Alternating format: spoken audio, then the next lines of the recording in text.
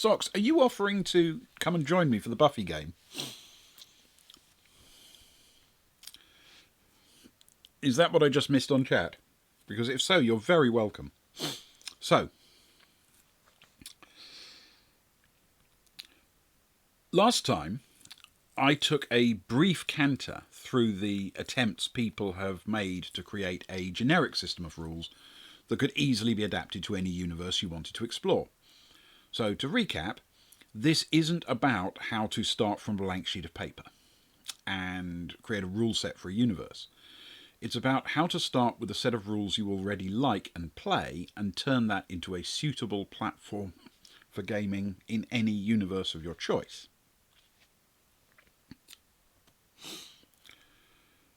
So, to begin, a brief oversimplification. RPG stands for role-playing game, and when it comes to the systems used, there is always a balance between the role-playing part and the game part. In essence, if the outcome is largely determined by dice, then you're playing the game part. If it's more heavily influenced by the decisions made by the players, then you're in the role-playing part.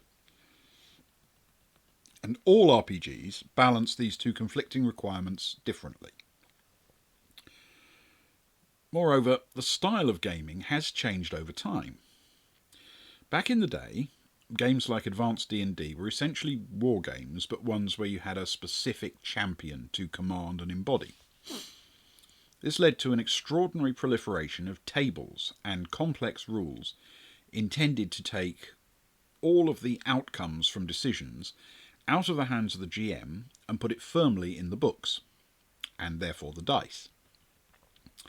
Now, advantages included making a player feel that they always knew exactly how to make the best use of their character's talents. Much of it can play like a video game, and players can min-max their characters, ignoring any narrative reality in order to generate the best possible results in combat or the other tests the character would face. And disadvantages, well, they included the same things. Narrative taking a backseat to the steadily increasing power of the character. D&D is particularly susceptible to this situation because of the level system, where your character literally develops new capabilities periodically, not merely improving skills, allowing you to refine your approach to the game. Leveling up is a viable way to develop a character, but it isn't the only one.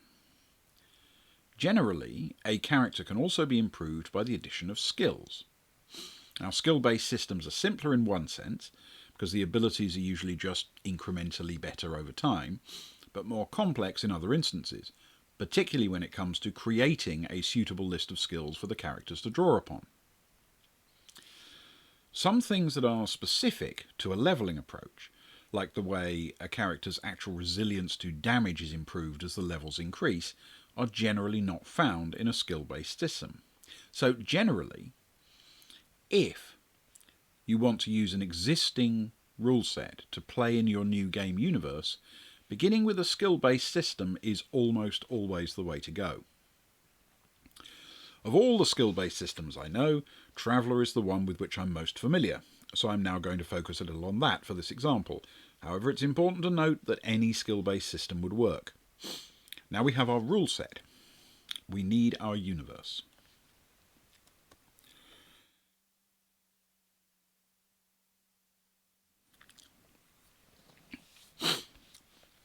At this point, I would like to make a game set in the Liege Killer universe, created by author Christopher Hines. It's a perfect universe for role-playing games, with all sorts of excitement and some really outstanding bad guys and horribly dangerous foes. I'm not going to do that, however. You see, that universe is a science fiction universe, and to show you how you can adapt a system like Traveller to a different universe, I feel I have to stay well away from SF. On the other hand, I probably will eventually build a rule set for Liege Killer because it's amazing. Anyway, I need a universe to build. Something I'm reasonably familiar with, something Traveller wasn't designed to cover, something that is suitably epic and awesome and life and death. So how about Greek mythology?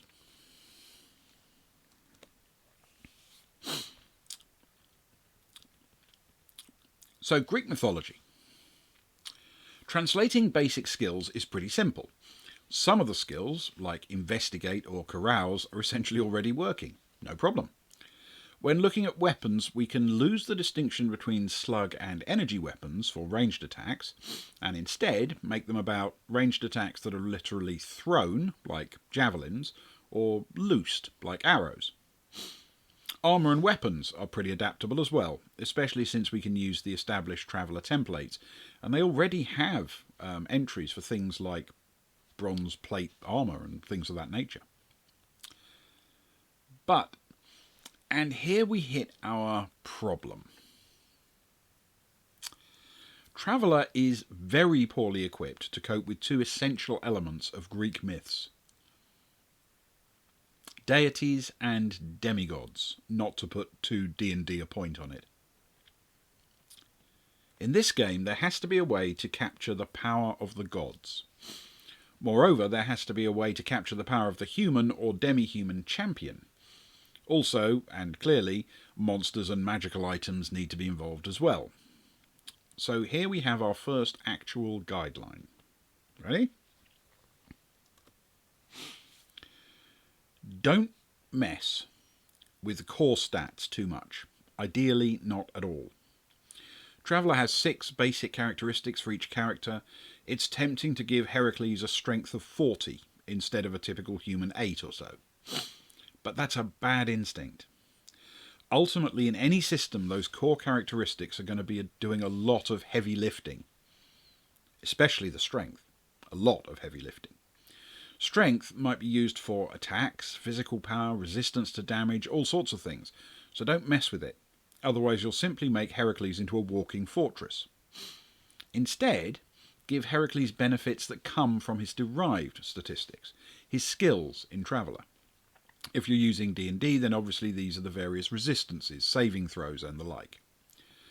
So Heracles doesn't get hugely improved strength. In Traveller rules, he gets hugely improved athletics, strength, skill.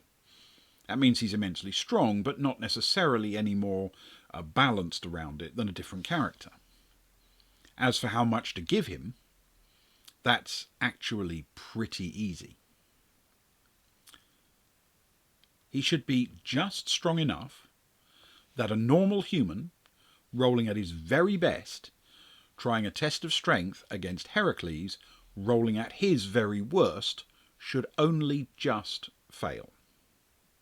So a human with a typical strength of 7, with no bonuses in athletic strength, could roll a 12, producing a total of 12 because there's no modifier with strength 7. Heracles might have a base strength of 10, say, I mean he is strong after all, and roll a 2 for a total of 3 as he's got +1 in strength. What's Herc's bonus in athletics strength? Enough that he still wins the encounter, but only just. He's got to have +10 to get the 13 total he'll need. Obviously, this process is used in the same way for any set of rules, but before we move on to the next thing, let's explain why we've chosen this model for the skill ceiling. Why does Heracles get to win even when everything has gone against him? It's because, and it's suddenly likely you're a bit ahead of me here, he's Heracles. Heracles is the strongest man alive, a demigod and a paragon of physical prowess. We're deliberately doing his stats here because he's the top of the tree.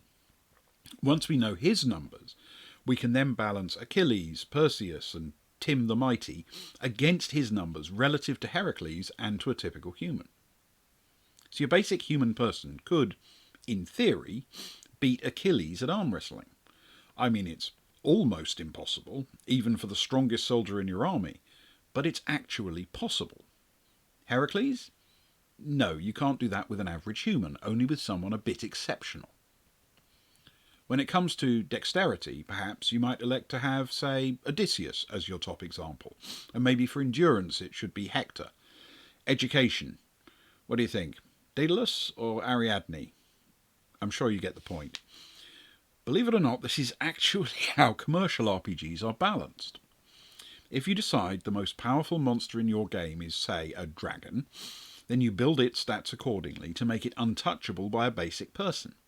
Then, as the player characters become more and more powerful, they eventually get to the point where a dragon is beatable.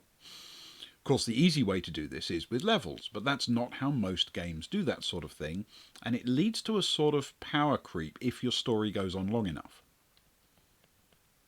Anyway, now we know how to build a basic skill profile for the demigods. Time for the deities.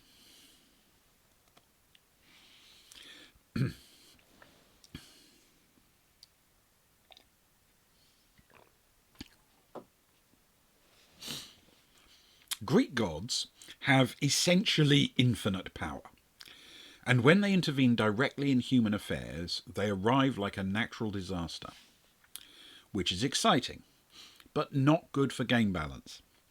Thankfully, the ancient Greeks were storytellers, and they understood this problem perfectly. So instead, the gods mostly act through chosen and favoured human or demi-human agents. They give guidance, provide an occasional magic item, and, well, create the demigods in the first place. Often they do this by rather non-consensual means, so let's not have that part in the game. Essentially, our heroes might be regular humans, or they might be demigods themselves, but we're not going to dwell on how those powerful individuals came to be. So handling the gods becomes a narrative problem, not a rules problem. We don't have to write rules for them, we just don't let them play that way. Except we haven't actually discussed magic items yet, so we really do need to do that now. Not just magic items, but magic as a whole, there are basically 3 ways to handle magic in RPGs. Option 1. Magic items provide a straight buff to the skills of the wielder. And inherent magic, the same thing. So, using a sword handed you by Athena gives you an automatic bonus to all attacks. This is a simple and transparent system, it's easy to understand, and it makes the magic item a viable commodity. Kill the wielder, steal the sword, get the bonus. Perfect. Option 2. Magic, in all of its forms, has a completely separate set of skills, or even basic characteristics. This gives a complete magic system for general use, and allows enormous flexibility for the creation of mystical characters that carry their power within themselves. A mage class, if you will. And finally, option 3. Magic spells and items are actually removed from the rules entirely, treated as a narrative device like we did with the gods. Using them doesn't rely on statistics or numbers, you just use the item at the correct moment and it lands like a nuclear bomb, delivering the story outcome. Now, all of these have their benefits and drawbacks, but allow the setting to decide for you. This is Greek mythology.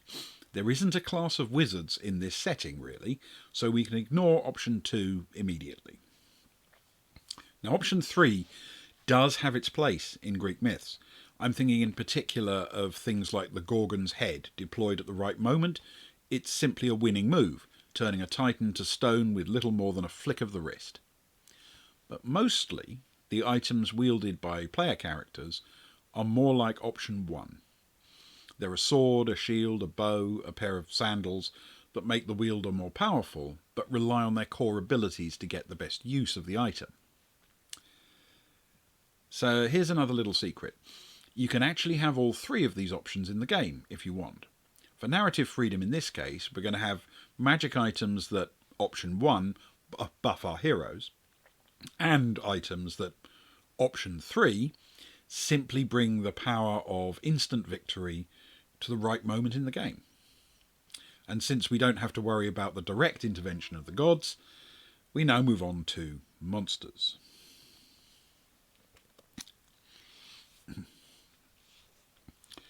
There are 2 basic mechanisms for creating monsters in RPGs. Option 1. Monsters are given a stat block similar in nature to a character. They have their own characteristics, bonuses, attacks and damage, just like any other character. And option 2. Monsters are a basket of challenges and effects, customised to allow complete freedom to design them any way you prefer. Now, while option 2 is extremely tempting, because it would literally allow you to describe the exact nature of any creature in the way it appears in the stories, it does come with a few drawbacks. First, it doesn't carry with it an automatic scaling against player character statistics. In other words, when it really counts, the carefully buffed PC wants to be able to use their +5 sword as a +5 sword, not just have a completely different style of encounter where it's irrelevant. The other problem is that the description of the monster would have to be very large, very complex, and very detailed. That's actually not a problem in designing the scenario. GMs have nothing but time. It's a problem in playing it, because the GM has to then wade through those paragraphs of text to find out what happens in each possible scenario. It is slow, it is clumsy, and it is very unsatisfying. So, we stat block our monsters. Great. Only now we have to balance them again. But thankfully you've now picked up a bit of practice doing that, because it's exactly the same procedure as balancing a demigod. Essentially, you make the monster as powerful as it needs to be to balance against Heracles' strength, Odysseus' dexterity, and the like. If you turn up with regular mortals, they'd better have some serious help from the gods, or have turned up with an entire Argo full of cannon fodder if they want to take on a Hydra or something. On the other hand, a demigod might have a realistic chance of victory, especially if equipped with the right bit of magic bling. The more you plan and equip for the fight, the less risky it becomes, which is the point. All of this really just leaves us with one more thing to consider. What if your rule system doesn't have the requirements to handle things like how fast triremes move, or the effectiveness of mounted cavalry?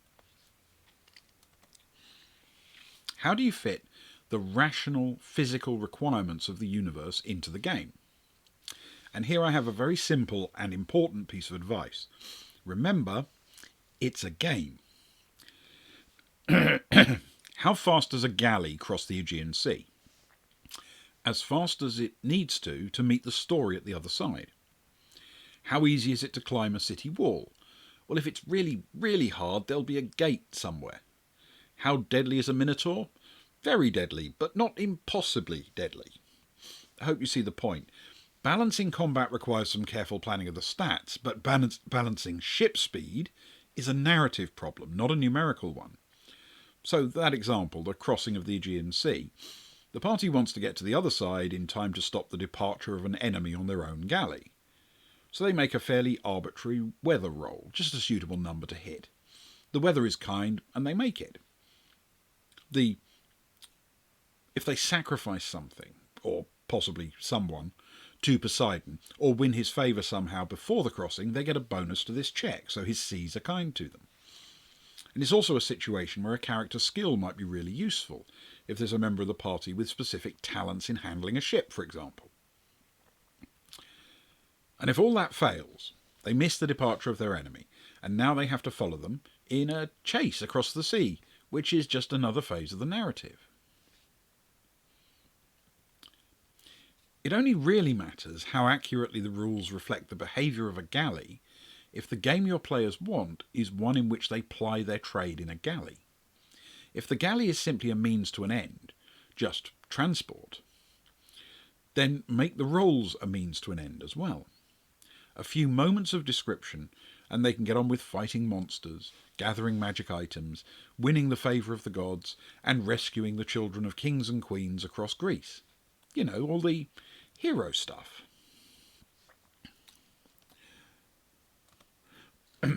So quickly, to recap. Whatever core characteristics are required for the game system, don't mess with them too much. Elevate the skills of powerful characters through the specific secondary mechanics.